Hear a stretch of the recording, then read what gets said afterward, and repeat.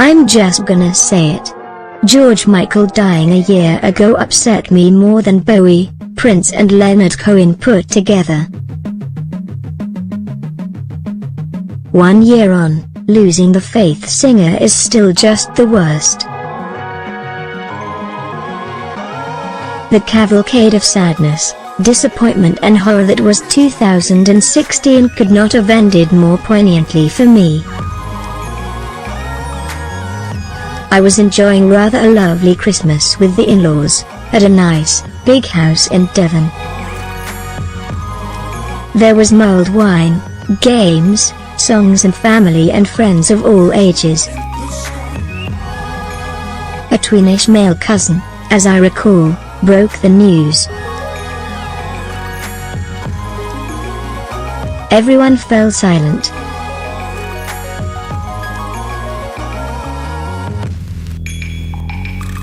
Prim women in their 70s, ruddy-cheeked Brexit geezers in their 40s, pallid hungover 20-somethings. All shell-shocked.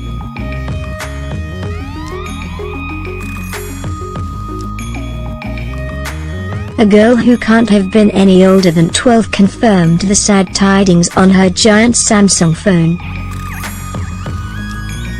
What? I had to sit down, in a room upstairs, and shake silently as Last Christmas by Wham! Wafted out of a tinny clock radio speaker. For years I'd shouted my love for George Michael from the rooftops. Somewhat at least I thought, anyway, to wind up the posers and suds I worked with during my years as a professional musician and, later, music writer. Seriously, though, I'd declare to anyone who'd listen in various Soho pubs, I Can't Make You Love Me is the best ballad since Sealed with a Kiss. My interlocutor would typically roll their eyes and assume I was being a knob. But last Christmas I realized, truthfully, I'd given him my heart.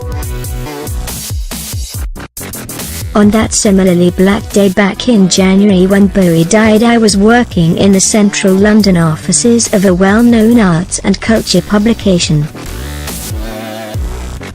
The mood was fairly glum at the morning meeting, but quick to action. Illustrations were commissioned, old covers dug out, a social media strategy devised. I'm not saying everybody there, but certainly some people, were in that eager to show off their record collection mode that I find way too common among professional music fans. Bowie's iconography, the face paint, the whole space rock thing, the fact he never crashed a Range Rover into a snappy snaps while off his face on ganja made it a little too straightforward, I think, for him to enter the cool kid pantheon. I don't know, am I disrespecting the dead here? Ditto Leonard Cohen, and that Prince fella. Maybe it's because I grew up in the same part of London as old George, but he's so much easier to identify with. So much more human, especially for his flaws. And the fact that his music was so radio-friendly in a good way meant all the people at that Christmas party a year ago today, whether they'd been dancing to Wham!